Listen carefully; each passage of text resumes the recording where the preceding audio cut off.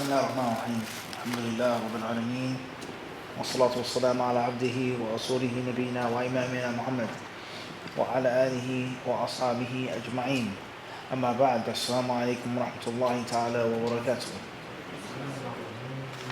Tonight's lesson is going to be on the second chapter, Babu Qasr al-Salati bi Mina, shortening the Salah at Mina, shortening the prayers at Mina.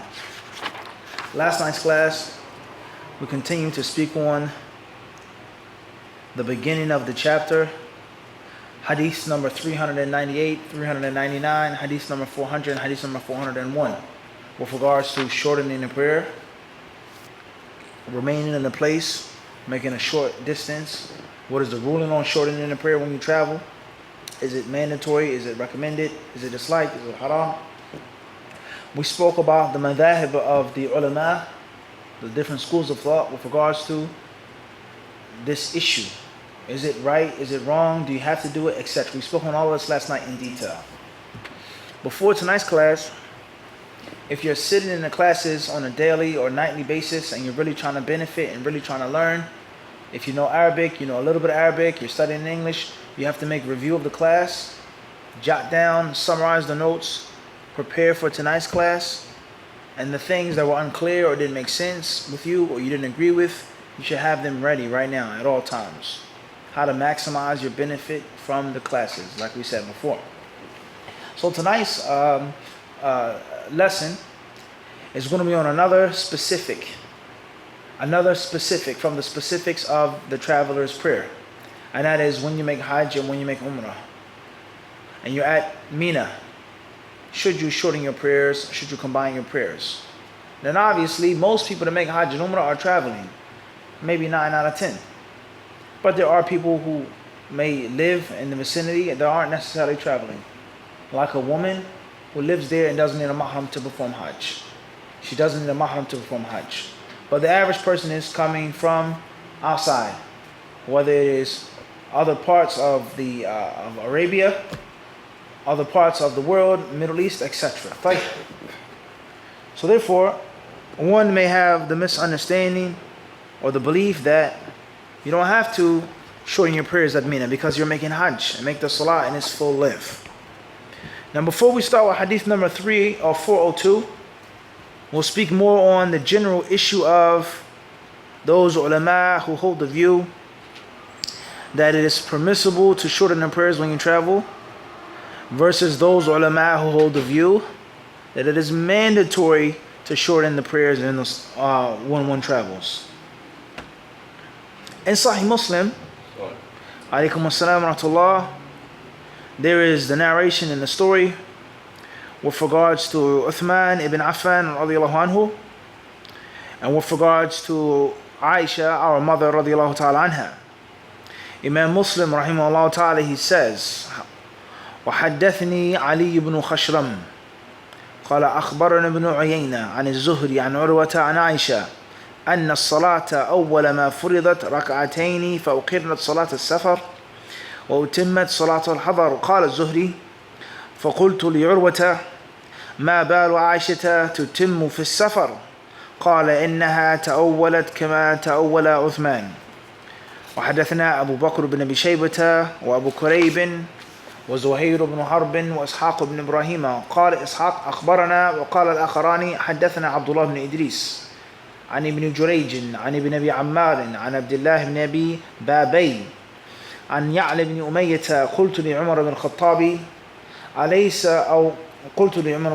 ليس عليكم جناح أن تقصروا وأمن الصلاة. قال أن تقصروا. قال عن يعلى بن أمية قال قلت لعمر بن الخطاب ليس عليكم جناح أن تقصروا من الصلاة إن خفتم أن يفتنكم الذين كفروا ولقد أمن الناس. فقال عجبت مما عجبت منه، فسألت رسول الله صلى الله عليه وسلم عن ذلك فقال صدقة تصدق الله بها عليكم فاقبلوا صدقته. وحدثنا محمد بن أبي بكر المقدمي قال حدثنا يحيى عن ابن جريج قال حدثني عبد الرحمن بن عبد الله بن أبي عمار عن عبد الله بن بابي عن ابن عمية قال قلت لعمر بن الخطاب بمثل حديث ابن إدريس. Imam Muslim, rahimahullah ta'ala, he says here, in his Sahih, he gives more narrations.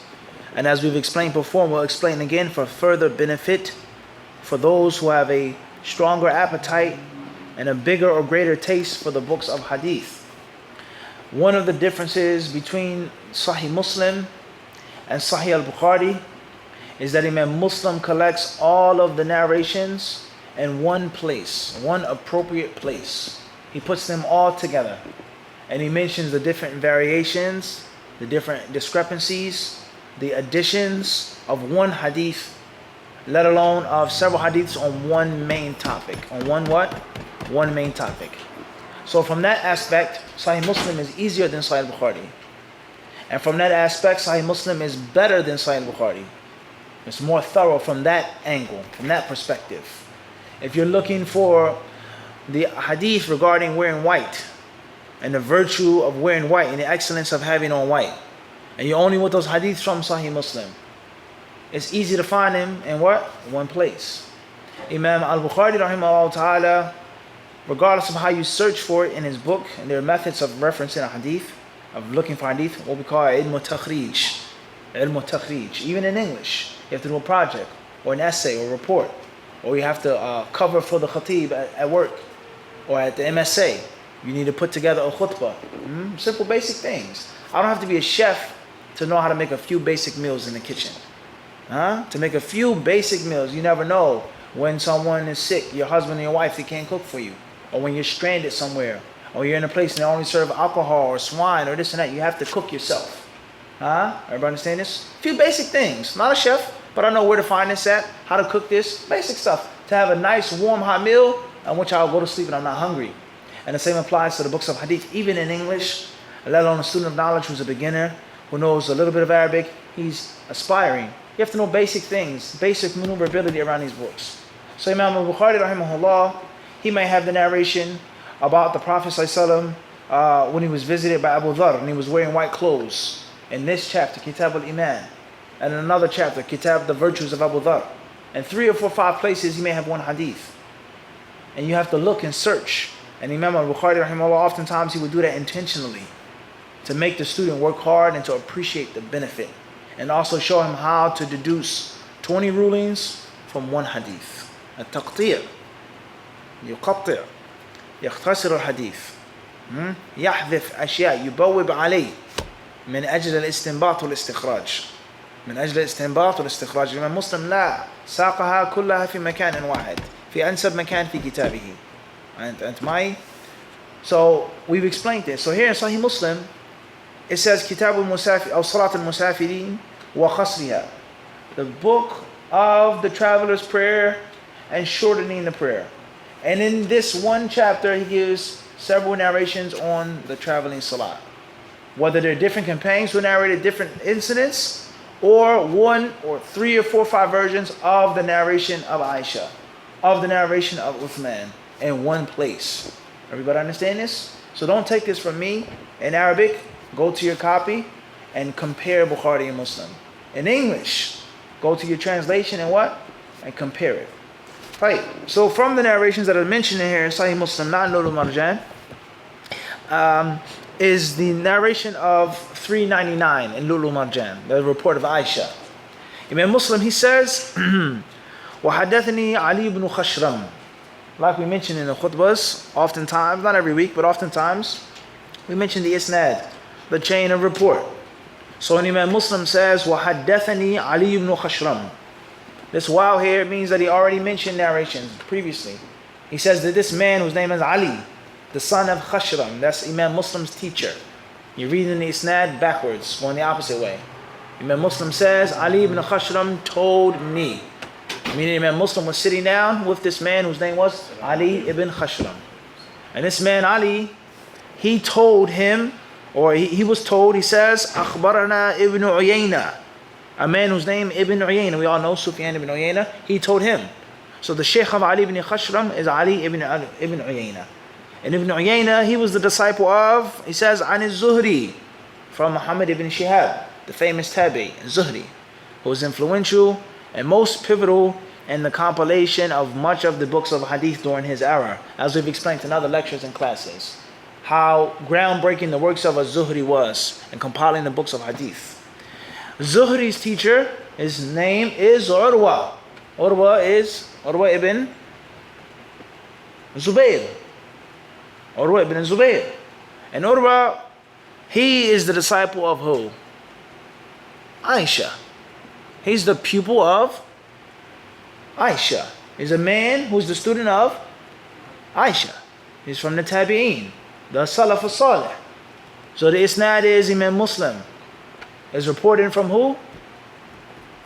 Ali ibn Khashram. Ali ibn Khashram narrates from Ibn Uyayna. Ibn Uyayna narrates from Zuhri. Zuhri narrates from Urwa. Urwa narrates from Aisha. Everybody clear on this? That's the isnad. The two main components of a hadith is the isnad and then the metin. The isnad is the chain, and the metin is the actual report. Is the actual what? Report. Every single Muslim should know this. Every single Muslim should what? Should know this. Tayyib. Parts of speech. You learn basic things in school. How many parts are there to an insect? Basic things like this. How many states? Basic stuff. Basic geography. So hadith is composed of how many pieces? 2. The isnad and the metin. That's the isnad. The metin is, he says, An Aisha, that Aisha said, أول ما فرضت ركعتين فأقرت صلاة السفر وأتمت صلاة الحضر. She says, when the prayer was first legislated upon the Messenger of Allah ﷺ, when it was first made a rule to pray these 5 prayers, it was only what? 2 rak'ah. Obviously with exceptions to Maghrib and Fajr, things like this, Jumu'ah. Those Ruba'iyah, the prayers that pertain to, that have consist of 4 rak'at, the very first time that they were legislated, it was only what? 2 rak'atain. She then says, فَوْقِرَّتْ صَلَاةُ السَّفَرِ, and the traveler's prayer remained the way it was. The traveler's prayer did what? It remained it was. Only 2. وَأُتِمَّتْ صَلَاةُ الْحَضَرِ, and the resident's prayer is moved up to 4, bumped up to 4. Now, the highlighting point from the narration, because we explained this already. Az-Zuhri, rahimahullah ta'ala, and he's from the Sighar al-Tabi'een. He's from the Sighar al-Tabi'een, which means Siddiq is levels. When we say at-Tabi'un or at-Tabi'iyun, they are the next wave of Muslims after the companions. They were people, Muslims, men and women, who met companions and who studied with companions. They never had the honor of meeting the Prophet ﷺ, but they had the honor of meeting his students, his disciples. Okay? And there are different levels of the Tabi'een. Just like there's gold, there's silver, and there's bronze in the Olympics. There's Kibar Tabi'een, people who lived with a great many amount of companions. Meaning they were older and they met 20 companions, 30 companions, 70 companions, 100 companions. I may have studied with a slew of companions. It's Kibar Tabi'een. And then there are the middle rank of the Tabi'een. The Tabi'een who may have met 15 companions, 10 companions, studied with them, learned hadiths from them, taught fiqh. They were taught Quran from these companions. Not too much, but not a trifling amount either. And then we have Sighar Tabi'een, those who were younger, those who were junior, who only met 1 or 2 companions, if that. 1 companion. He met Anas, radiallahu anhu. He met Ibn Abbas. That's it. No one else. And he studied with him. Now, obviously, their age and their rank and their status doesn't necessarily mean that they had less knowledge. There's some who met many companions but weren't scholars. And then obviously there are many who met many companions who were great ulama, like Hasan al-Basri, and many, many others. And obviously above that level, as we've explained before, we have those who are known as al-Mukhadrameen. Al-Mukhadramun being the plural of the word Mukhadram.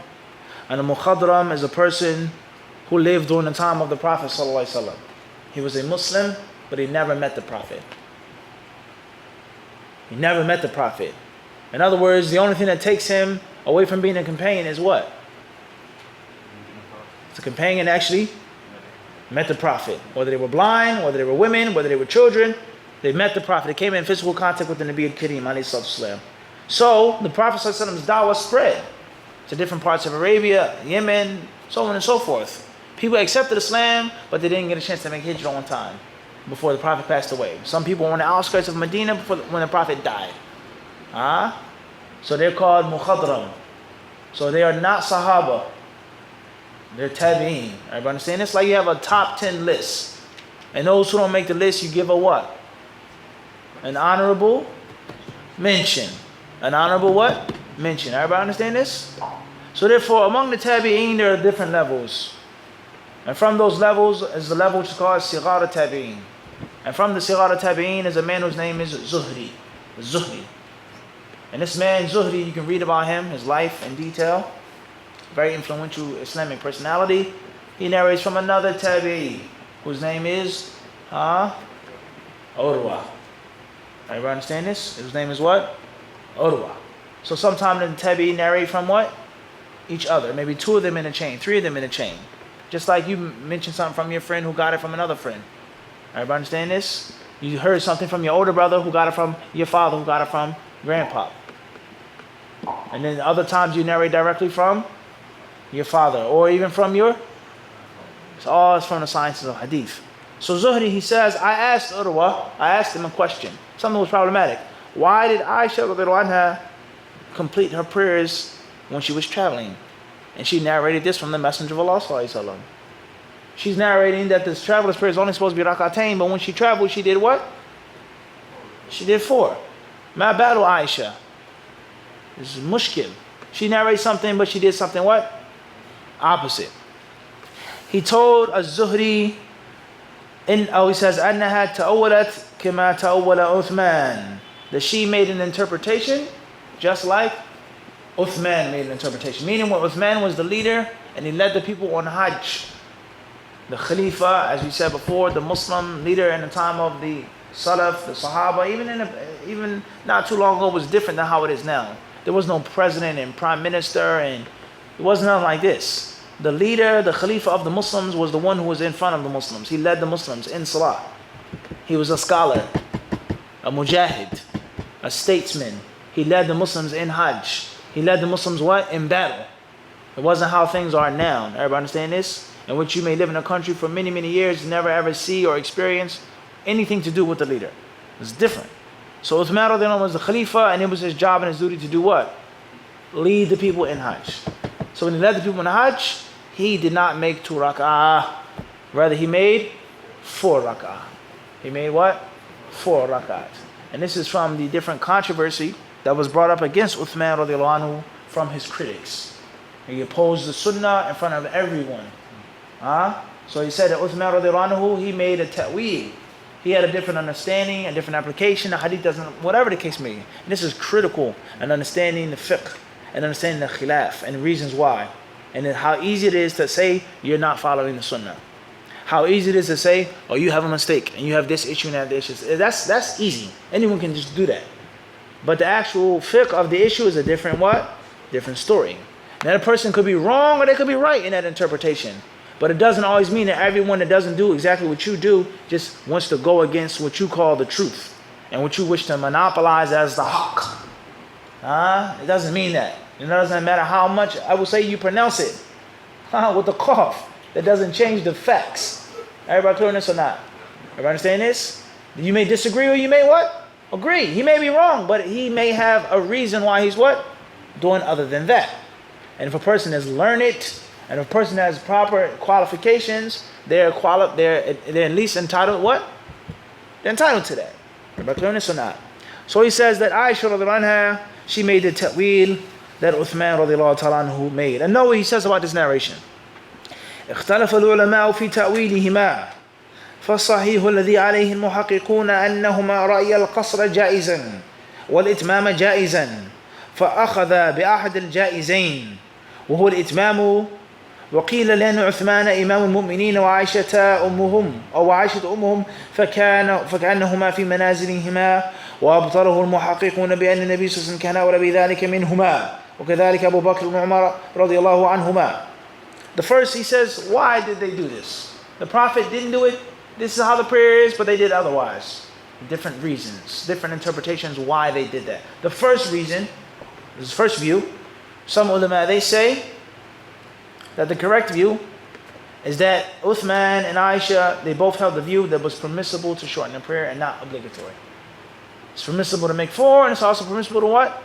to make two. That's the first reason. Others, they say that Uthman radiallahu anhu was the imam of the believers, and Aisha was the mother of the believers.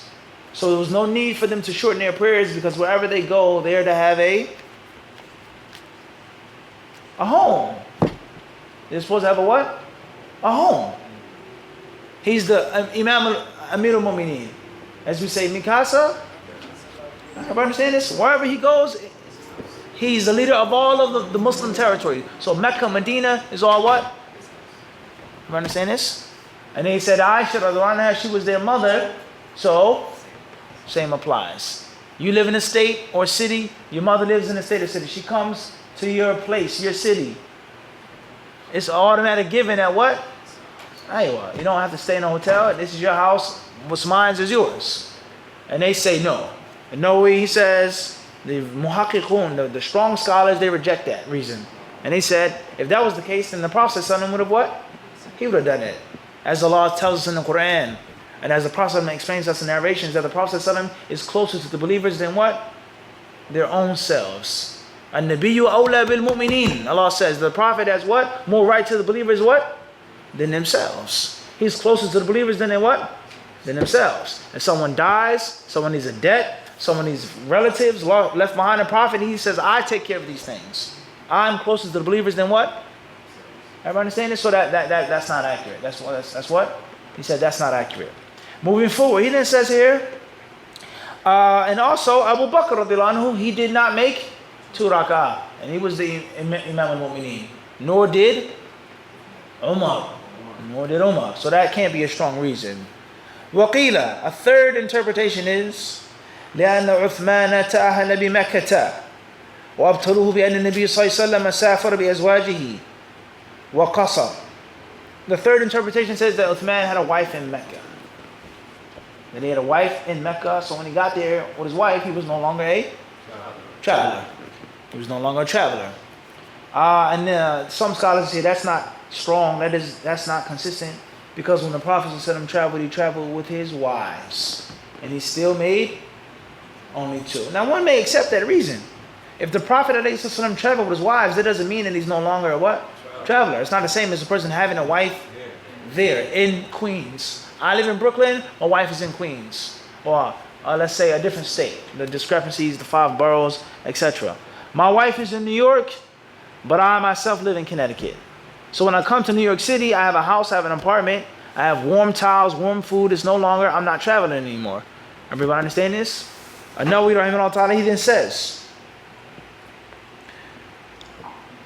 وقيل فعل ذلك من أجل الأعراب الذين حضروا معه لئلا يظنوا أن فرض الصلاة ركعتان أبدا حضرا وسفرا وابطلوه بأن هذا المعنى كان موجودا في زمن النبي صلى الله عليه وسلم بل اشتهر أمر الصلاة في زمن عثمان أكثر مما كان.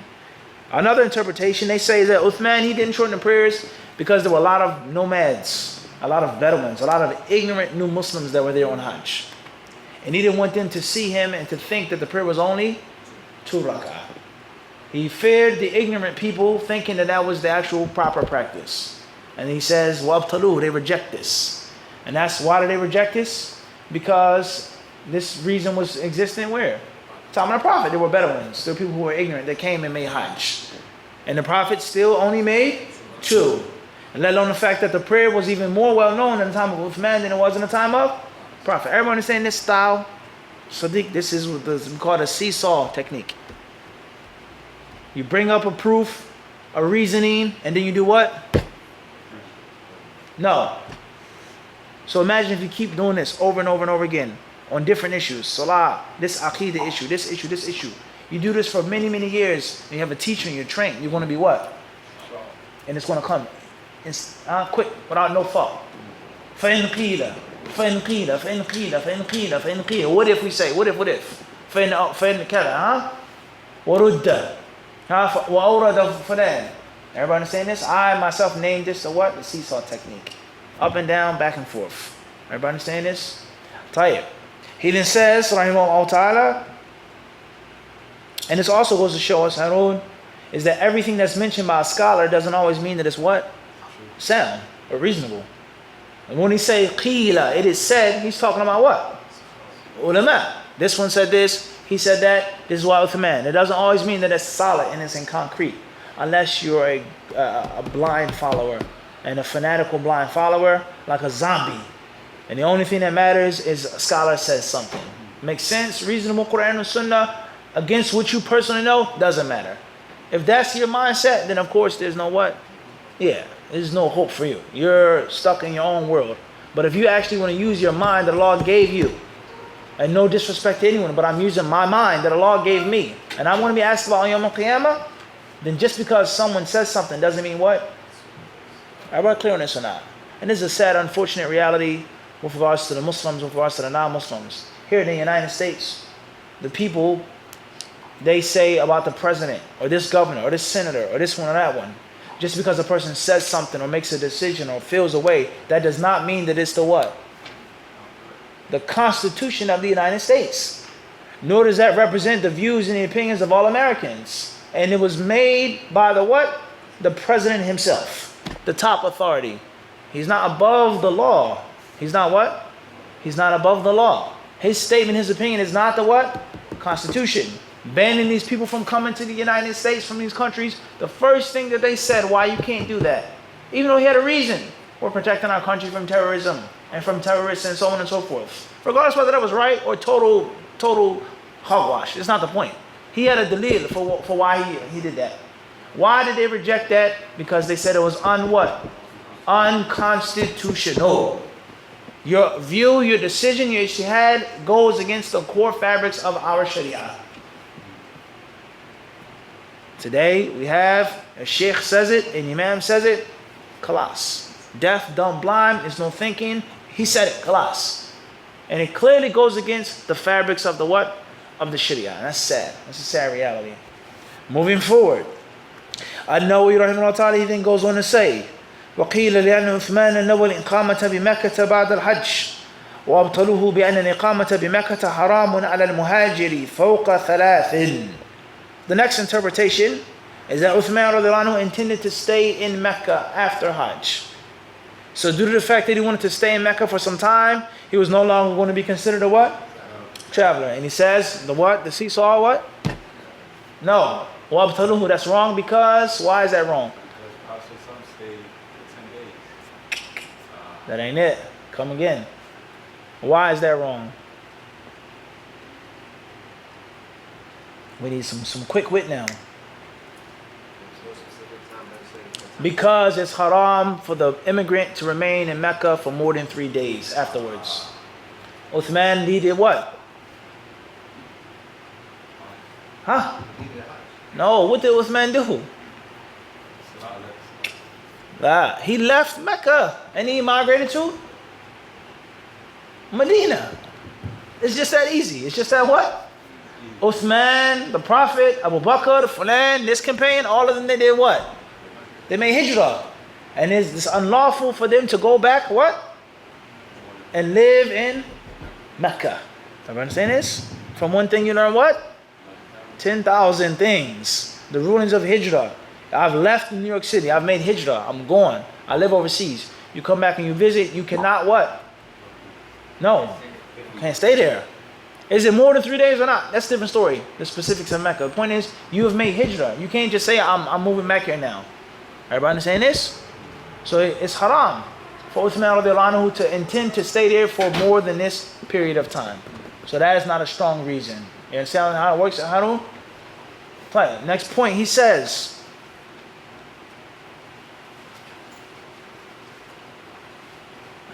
وقيل كان لعثمان أرض بمنى وأبطلوه بأن ذلك لا يقتضي الإتمام والإقامة. And others, they say that Uthman owned land in Mecca. They said he owned land. He was a landowner, a landlord. And he said that's not correct. That's incorrect because just because you own something doesn't mean that you're what? You're a resident. Doesn't mean that you're a resident. An-Nawawi rahimahullah ta'ala, he says, وَالصَّوَابُ الْأَوَّلُ. He says, and the correct view and the strongest view is the what? The first one, which was, why did he do it? Studying fiqh sunnah, you got to do what now? Lazim min ish, حفظ، يبغى حفظ، الواحد يحفظ. يقولون لا هو فقط شيء سهل، تحفظ الإسناد حدثنا وأخبرنا بس، بدون لا، لازم الواحد يكون عاقل يستوعب الأقوال. شفت كيف؟ هذا بسيط، مسألة مختصرة. The first point was what? He thought that it wasn't. It was permissible. Permissible. So when you study in fiqh al-hadith and fiqh al-sunnah, you got to do what? You got to be sharp. You got to be a sharp cookie. Everybody understand this? It's not just reading and translating. You got to be what? Sharp cookie. Huh? Abdul Raqib, you got to be paying attention. And the more you practice and the more you force yourself, the sharper you become, bi'idhnillahi ta'ala. Everybody understand this? He says the correct view is the first view. Next issue. ثم مذهب الشافعي ومالك وأبي حنيفة وأحمد والجمهور أنه يجوز القصر في كل سفر مباح، وشرط بعض السلف كونه سفر خوف، وبعضهم كونه سفر حج أو عمرة أو غزو، وبعضهم كونه سفر طاعة. He says the next issue, moving on, now we're done with that issue now. The next issue. He says the view of Imam al-Shafi'i and Imam Malik, Abu Hanifa, Ahmad, and most of the ulama is that it's permissible for a person to shorten his or her prayer in any trip that is lawful. Any lawful trip. Any lawful trip. As long as the trip isn't haram. Whatever you're traveling for. Whatever you're what? Traveling for. He says that's the view of most of the ulama. So this is a new issue with regards to the traveler's prayer. A new issue now. What trip do I have to go on to shorten my prayer? I want to go to the Barbados or Jamaica for vacation. Cancun, Mexico. I'm not going to see ilm, I'm not going to visit masjids. I want to go there just to see Allah's earth and to have a vacation. Me and my family, my children and my wife, so on and so forth. Can I shorten my salah? Or must it be a trip in which I'm going to make hajj or umrah or seek ilm or fight in Allah's cause? He says most of the ulama hold the view is as long as the trip is permissible, hopefully it's permissible in those places that I mentioned, inshallah, Allah knows best. That's just examples. First thing that came to my mind, Allah knows best. I didn't say anything about a beach, brother.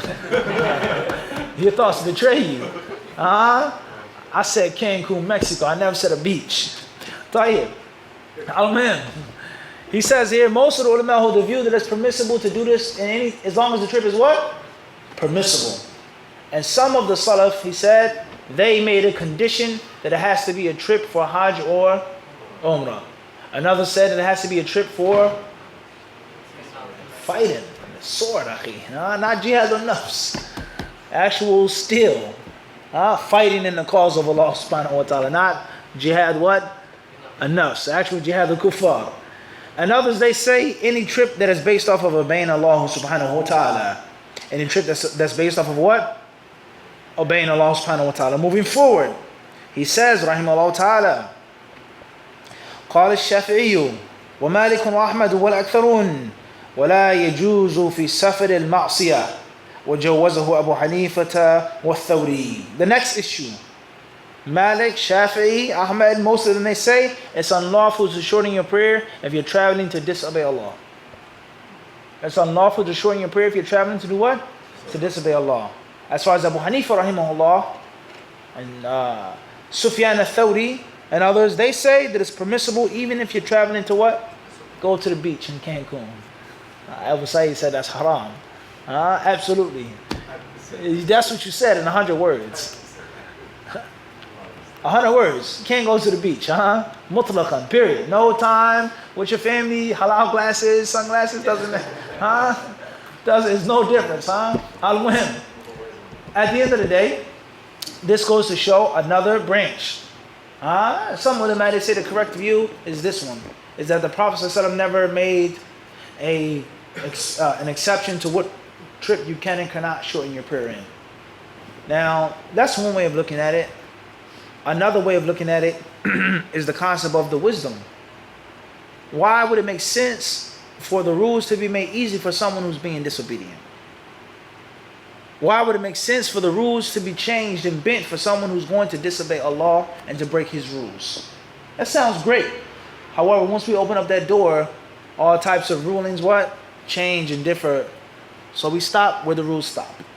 Okay, moving forward. Next point.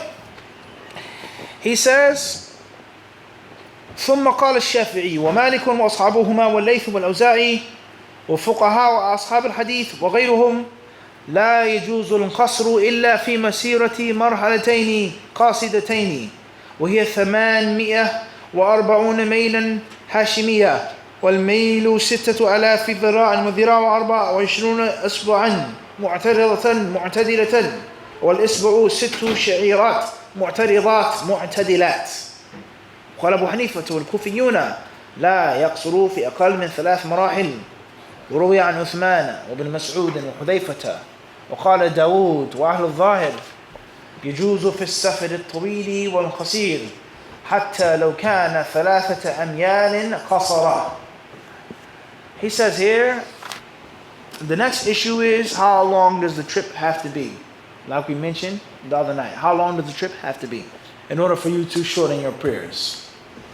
He says, as far as Imam Shafi'i rahimahullah and Malik and their students, and also Layth ibn Sa'd, as we explained, there were other Imams before the 4 Imams, or with the 4 Imams. It's not just 4 Imams.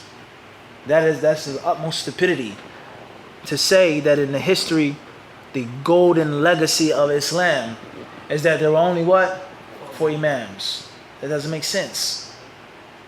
The only 4 men out of 1400 years of golden legacy. How many ulama came? How many righteous men and women were born? How much knowledge was in wide circulation for all of those years? And it was only what? Only 4? Something is wrong with the way you think. So why are there 4 Imams? Or who are these 4 Imams? Why did they become distinguished? There are reasons behind that. There what? There are reasons behind that. But there were many great ulama who are similar to them, greater than them, or lesser than them, who lived before their time, during their time, and what? After their time. And ijtihad did not begin with 4 Imams, nor did it end with what? 4 Imams. Abadan. We don't believe in that. Ijtihad didn't begin, nor did it end with Abu Hanifa and Ahmad. Abadan. La. So from those great Imams is a man whose name was Layth ibn Sa'd, rahimahullah. And also Al-Awza'i. And he says, and also from this next view, this next issue, is the fuqaha, the people of hadith, who were skilled in both fields, hadith and fiqh. They held the view that a person is not to make any qasr, not to shorten a prayer, unless you're traveling for a distance of marhalatain. Traveling 2 marhalas. What is a marhala? As we explained last night, the conversion process. We explained this last night. We're not going to repeat this again. We explained this in detail last night. He says, and a marhala is 48. He says, ثمانية وأربعون. He says 48, not ثمانية. He says, ثمانية وأربعون ميل. 48 miles. Hashimi miles. That's right. They use different types of what? Different types of measurements. What's meant by that? We explained this what? Last night. He says here, and 1 mile is 6,000 forearms. And 1 forearm is 24 fingers. That's the literal translation, dhira. But it doesn't necessarily mean that it's what? Forearm. Isbi', meaning a finger. Al-Muhim is no different than what we say today.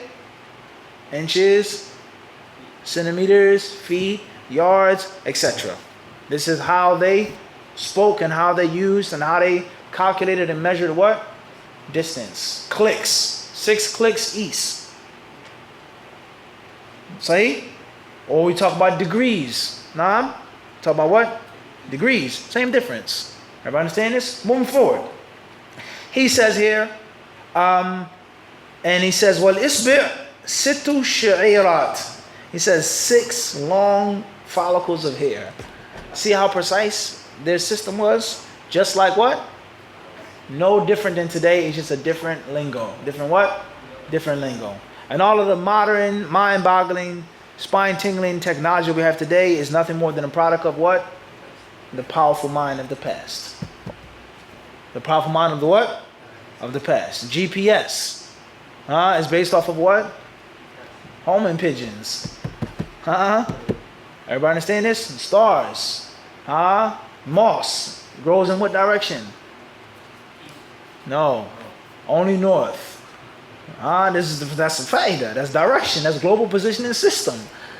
Certain slaves, when they were running for their freedom towards north, the northern states, the Mason-Dixon line or Canada, they would know north through what?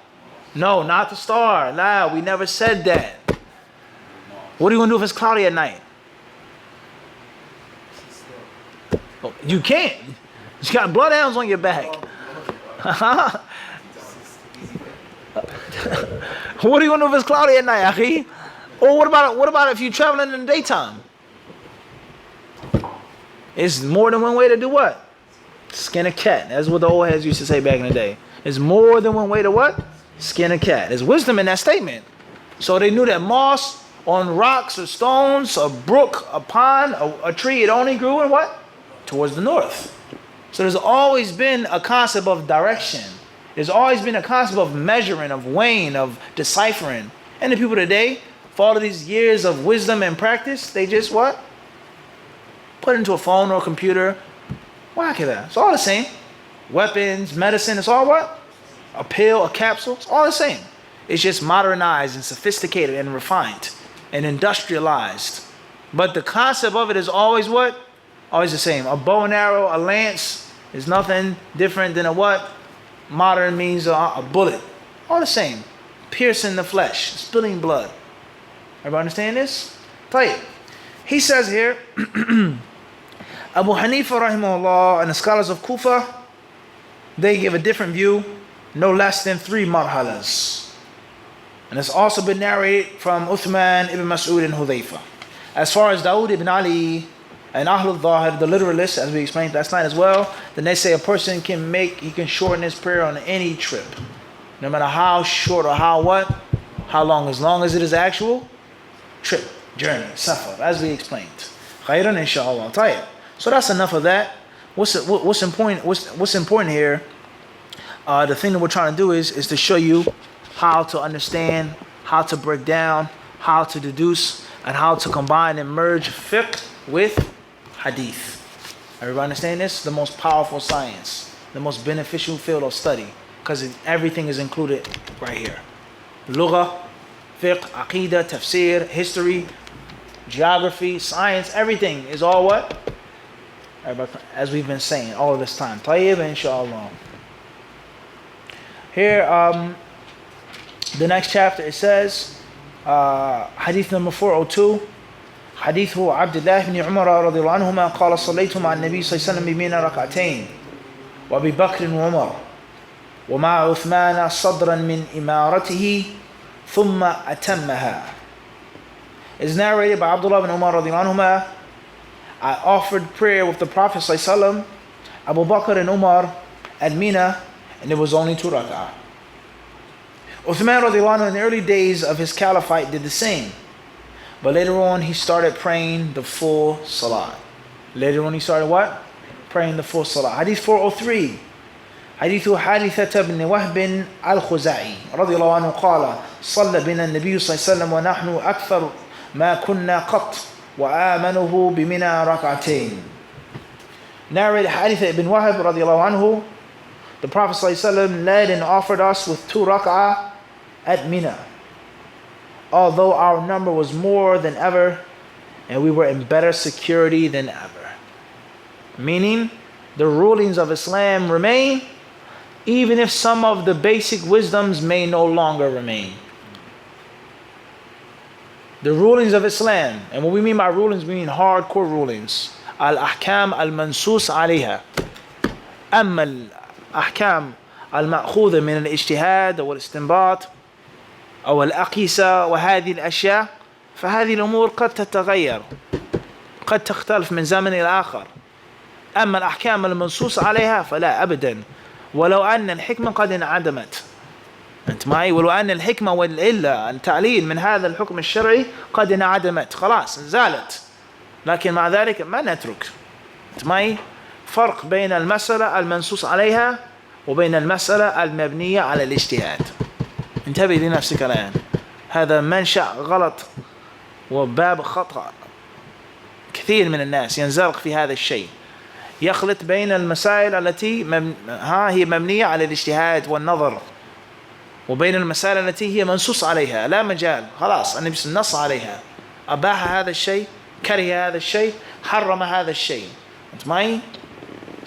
He says here that we with the Prophet ﷺ and we made 2 rak'ah at Mina.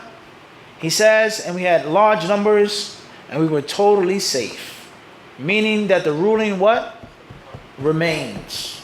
And what we said in Arabic is the danger of people mixing and jumbling things together. There's a difference between the rulings that are based off of clear text, and the rulings that are based off of ijtihad. The ulama, they sat down, they investigated, and they tried their best to figure out the ruling. They used the generalities from the Quran and the Sunnah to come up with a what? With a ruling. There's a huge difference between the two. There's an issue in which there's a specific proof to support or to denounce. And there's another issue in which there's no authentic proof to support it or go against it, but it's based off of what? Generality, deduction. Everybody understands it's based off of what? Deduction. Now, a perfect example of this is circumcision. Male circumcision. There's proof in the Quran and the Sunnah, clear proof and deduced proof based off of with regards to a male becoming circumcised. Clear. A hadith about circumcision. Is the same applicable to a woman being circumcised? Is there an authentic narration that promotes or encourages or mandates for a woman to be circumcised? Or is that ruling based off of generalities, which may be right? We're not saying that it's not right. Generalities. But it's not the same as the nas, the text. Everybody understand this? So therefore, the companion, he's saying, there was no reason for us to do what? Shorten the prayer. We had great strength, we were safe, but at the same time we what? We still did it. So with regards to 2018 and the modern understanding, the progressive Islam, liberal Islam, the attack on Islam, many people, they say things that are wrong because they confuse these two foreign concepts. This is based off of clear text. Even in 2018, the wisdom may not be there anymore, supposedly. But that's only one of the wisdoms that we know about. We still do it. We still what? Shaving the beard. One scholar, he said, there's no reason to grow full beards anymore because the Jews grow full beards. The Jews do what? They grow full beards. So therefore we should shave and be opposite to them. The hadith clearly says, Khaliful Majus, Khaliful Mushrikeen. Go against the Jews, go against the polytheists, and grow your beards because they shave their beards and grow their mustaches long. So when he said that there's no reason to grow the beard anymore, that's only one what? One wisdom of growing the beard. And there's specific text to state that the beard has to be grown and not shaved. It's not the same as an issue that's based off of generalities, ijtihad. Imam Ahmad, he tried his best. He looked into the Quran and Sunnah, and that's the ruling that he came up with. Everybody understand the difference? There's a huge difference between the two. It's a huge what? And this also applies to medical science. Medicinal marijuana. Wine. Specific dalil prohibiting wine. Specific dalil prohibiting intoxicants. But in most cases, wine. Marijuana. The wisdom of someone saying that it's haram to smoke. Why do they say it's haram to smoke? Is it based off a text? Or is it based off of an ijtihad? A text says, don't smoke. Those who smoke shall not enter paradise. Do we have that? Or is it based off of what? Ijtihad. Smoking causes damage to the lung. Smoking is addictive. It's habit forming. It's kada. This doesn't mean that it's wrong. But it's not the same as it being a specific what? Text. So with regards to medical science, if a person vaporizes marijuana and has different strains of marijuana for different extreme terminal illnesses and sicknesses, one may say that the ruling no longer applies. And the person says, "La, it's haram. You can't vaporize marijuana. You can't use marijuana oil, CBD oil. You can't use it. It's haram. Khalas, THC, totally, so on and so forth. It's impermissible." And he forces this issue as if it's an issue in which is what? Text, and there is no clear text on this issue. The ijtihad may be right, but there's no what? Clear text. And what's the wisdom why the Prophet ﷺ forbade khamr? Because it causes intoxication. Because it is a means of moral dilapidation. It's a means of zina and killing and fighting. And is this sick person who's suffering from this cancer sitting in his living room, who's administered the marijuana vaporizer, taking it at certain times to remove major nerve damage, is he going out killing and fornicating and cursing and swearing? The wisdom is no longer what? There. The wisdom is no longer what? There. And the issue is based off of from the get-go. As far as it was clear text, then it would be saying, no, don't vaporize marijuana, period. Everybody understand the difference? You with me or not, Talib? Khamr. A person says, I just drink a little bit of khamr, khalas. Even though this hadith say that's haram too, but argument's sake, the wisdom of khamr being unlawful is that it causes intoxication. So if I don't get intoxicated, what's the problem? We say there's specific text stating that khamr is haram, period, done. Even though there's specific text stating that you cannot have a little bit of khamr because it's going to lead to, oh man, that wasn't bad, give me some more. That's vintage. How old is a bottle of wine? I'm not making this up. I don't know what. That wasn't bad, huh? Give me some more. Next thing you know, you start swaying and swerving. Wake up bottle, as some brothers say. Swig, huh? Everybody clear this or not? Medicinal marijuana, the wisdom of marijuana being haram, you smoking, getting high, smoking a blunt, huh? A spliff or L, puffing trees, whatever lingo you use, huh? Whatever word that you use, you're clearly getting what? Getting high. It means if you're spending what? Money. It forms a habit. It has some type of harm to smoke in your lungs, etc. All of those wisdoms to support one's ijtihad may no longer be found in what? And medicinal marijuana that's been administered by a skilled physician to a specific person. Everybody understand the point? And you cannot take the issue as aggressive as you would for something which is what? Clear text. Clearly haram, as the brother said. Everybody understand this? Everybody understand this or not? So a huge difference between the two. And I cannot explain in words how important it is for us to understand these points. With regards to the infighting among Muslims, the Dawah wars, with regards to the attack of the kuffar on Islam, with regards to the academic research on Islamic Sharia, you have to understand these principles, even in brief, to protect yourself and to protect others, let alone to defend al-Islam. So he says we had great numbers, there were many of us, yet we still made 2 rak'ah. Like Umar radiallahu ta'ala anhu asked the question, why are we running? Why are we unveiling our shoulders? Pertaining to what? Hajj or Umrah. Not just Hajj. Any qadum, any arrival that you make at the Kaaba. Why are we running, jogging, why are we showing our what? Shoulders. And Allah Azza wa Jal, وَقَدْ نَفَى اللَّهُ الْكُفْرَ وَأَهْلَهُ. The narration says that Allah has banished and thrown out disbelief and His people. I.e., that means what? We're in control, but what does He mean by this? What's this narration mean?